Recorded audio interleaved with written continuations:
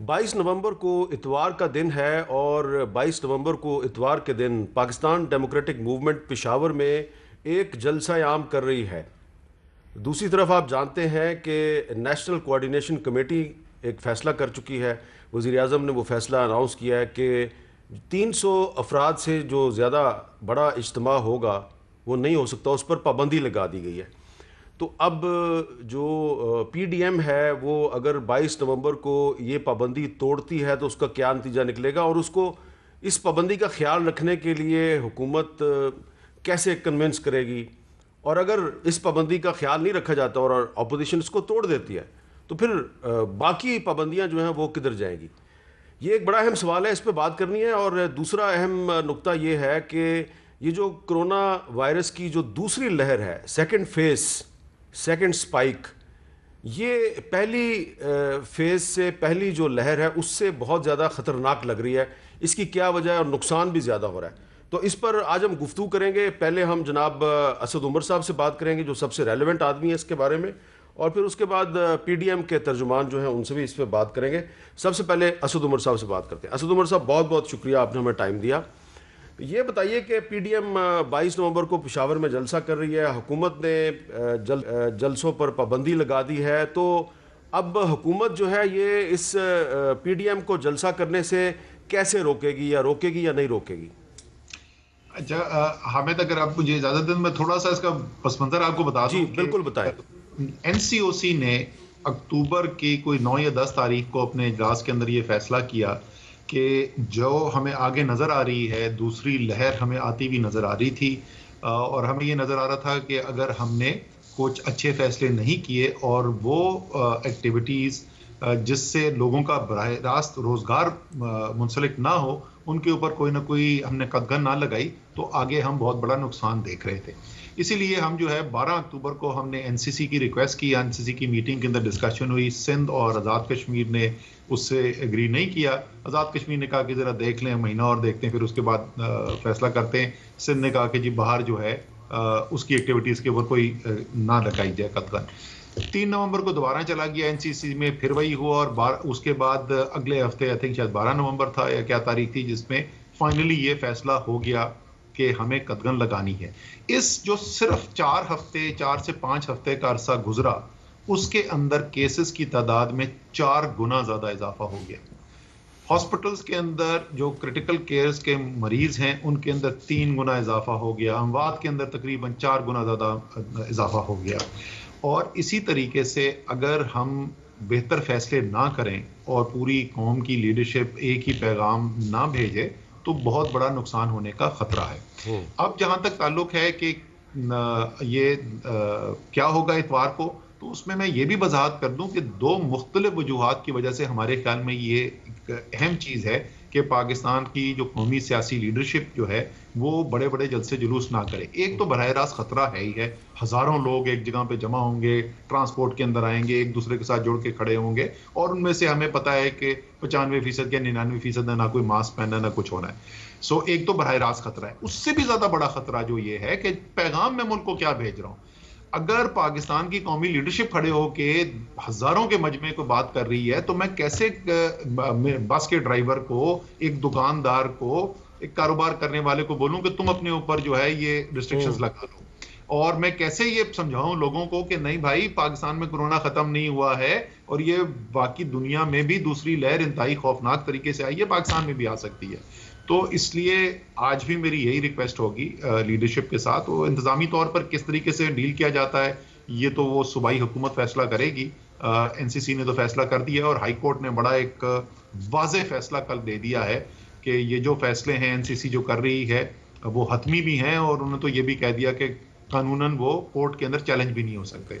अच्छा, ये बताइए असद उमर साहब की जो एनसीसी की जो कमेटी, जो नेशनल कोऑर्डिनेशन कमेटी की जो मीटिंग थी जिसमें ये फैसला किया गया है, क्या उसमें ये मुतफिका फैसला था? हमें ये बताया गया कि उसमें कुछ जो चीफ मिनिस्टर्स थे वो बहुत ज़्यादा श्योर नहीं थे। वो कह रहे थे कि हमारा ख्याल है कि हम अगर आप पाबंदी लगाएंगे तो कोई मानेगा नहीं पाबंदी को।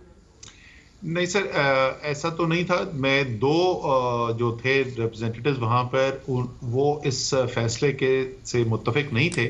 एक तो उस दिन बदकिस्मती से उससे एक शाम पहले ही चीफ मिनिस्टर सिंध का कोरोना का टेस्ट पॉजिटिव आया था। जी। तो वो पहली दफा इस मीटिंग में नहीं थे, वरना हमेशा वो होते हैं एनसीसी की मीटिंग में। इस दफा वो नहीं थे। तो अजरा पेचियो जो कि हेल्थ मिनिस्टर हैं सिंध की, वो वहां पर मौजूद थी। उन्होंने कहा कि हाँ, मेरे ख्याल में सेहत के पॉइंट ऑफ व्यू से, हेल्थ के पॉइंट ऑफ व्यू से तो ये बिल्कुल ठीक है और ये रिस्ट्रिक्शंस होनी चाहिए। लेकिन उन्होंने कहा कि ये फिर किसी पॉलिटिकल लेवल के ऊपर इसका फैसला होना चाहिए। अब वो पॉलिटिकल तो हाईएस्ट फोरम वही है एनसीसी का, जहां पे तमाम वज़ीर आला भी होते हैं, वजीर आजम भी होते हैं। आज़ाद कश्मीर के वजीर आजम ने यह कहा कि हाँ, मेरे ख्याल में ये होना तो चाहिए, लेकिन इसके सियासी मुज़मनात हैं और इसको सियासी लीडरशिप के साथ इसका कोई फैसला होना चाहिए। अब जो फैसले की जो लीगल जो कानूनी जगह बनी हुई है वो तो भाई एनसीसी है। और क्योंकि ये तीसरी दफा गया था एनसीसी के पास, तो क्योंकि मेजॉरिटी जो है, अक्सरियत की राय ये थी कि हमें ये कर देना चाहिए, ये कदगन लग जानी चाहिए। तीन चीफ मिनिस्टर पंजाब, खैबर पख्तूनख्वा और बलूचिस्तान की भी सपोर्ट कर रहे थे और वफाक के नुमाइंदे भी सपोर्ट कर रहे थे। तो इसलिए इस दफा फैसला ये हुआ कि हमें ये फैसला कर लेना चाहिए।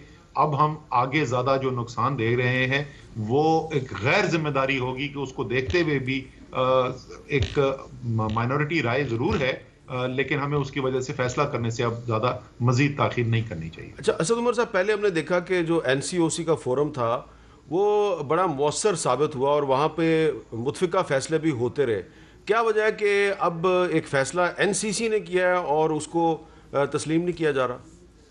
देखिए, उसमें अभी भी एनसीओसी के लेवल पे या एनसीसी के लेवल पे हामिद, इसके अलावा और कोई फैसला नहीं है जहां इत्तेफाक राय नहीं होता। एक सिर्फ ये फैसला है कि बाहर जलसे जुलूस होने चाहिए नहीं होने चाहिए, जिसके ऊपर इत्तेफाक राय नहीं हो पा रहा है। और उसकी वजह जाहिर है कि वो बिल्कुल बराह रास्त सियासत के साथ जुड़ गया है।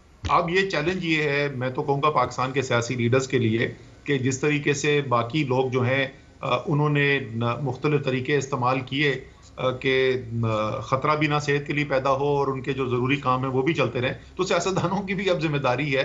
बहुत प्लेटफॉर्म मौजूद हैं अब तो। आजकल तो एक ट्वीट करें तो बात पहुंच जाती है सब तक और सारे पाकिस्तान को पता चल जाता है कि क्या किया और जो भी तरीक़ेकार है। इसके लिए हामिद, हमने एनसीओसी से रिक्वेस्ट की है, आज ये भी शाम को खत गया होगा स्पीकर नेशनल असेंबली के पास, और हमने वहां पे रिक्वेस्ट की है स्पीकर से कि पार्लियामान की जो कोरोना के लिए जो कमेटी, पार्लियामानी कमेटी बनाई गई थी, उसका इजलास बुलाया जाए और वहां पर सारी जो सियासी लीडरशिप है नेशनल असेंबली की, वो साथ मिलकर बैठे और कोई इसका हल निकालने की कोशिश करे, कोई ऐसी तजवीज दे कि ऐसा भी ना हो कि सियासी आवाज गला घोंटता हुआ नजर आए, सियासत भी चलती रहे और उसके साथ साथ जो हमारी अव्वलीन जिम्मेदारी है कि पाकिस्तान के अवाम की सेहत और उनके रोजगार को हम खतरे में ना डालें। अच्छा, ये आपने बड़ा एक अच्छा फैसला किया कि आप स्पीकर नेशनल असेंबली के ज़रिए अप्रोच कर रहे हैं अपोजिशन पार्टीज़ को। तो आज आपने भी तो एक प्रेस कॉन्फ्रेंस में ऑफ़र की ना अपोजिशन को, ये इस पर बातचीत करते हैं, तो वो शाहिद हकान अब्बासी साहब ने तो उसको मुस्तरद कर दिया। तो आपको कितनी उम्मीद है? अब 22 को जलसा है, तो अगर स्पीकर साहब कल तक शाम तक ये इजलास बुला लेंगे? सर, ये तो स्पीकर साहब से मुझे अभी चेक करना पड़ेगा कि वो कब इजलास बुलाते हैं। और बात सिर्फ 22 के जलसे की नहीं है, तो 22 को एक जलसा है और उसके अलावा फिर जलसे होते जाने हैं। जी जी। इसलिए बिल्कुल इसमें अर्जेंसी तो जरूर है। देखें स्पीकर साहब कब बुलाते हैं। जो बातचीत की बात करें, जहां तक मुझे समझ में आया था, शाहिद खाकान अब्बासी साहब जो हैं वो एक सियासी स्टेटमेंट दे रहे थे। हाँ। वो उसका सियासत से ताल्लुक था। उम्मीद है कि कोरोना के इशू के ऊपर जो है वो स्टैंड नहीं लेंगे, मेरी उम्मीद ये है। और पहले ऑपोजिशन जो है वो इसी हुकूमत के साथ 2018 में इलेक्शन हुए थे, वो 2020 में भी इसी हुकूमत के साथ बैठ के मुतफ़िका तौर के ऊपर फैसले करते रहे हैं कोरोना के लिए। तो उम्मीद ये है कि बाकी सियासत चलती रहेगी। हम उनको बुरा भला कहेंगे, वो हमें कहेंगे, एक दूसरे पर खुल के तनकीद करेंगे, लेकिन साथ साथ लोगों की जानो माल के लिए और उनके रोजगार के लिए कोई मुतफ़िका राय भी हम निकाल लेंगे।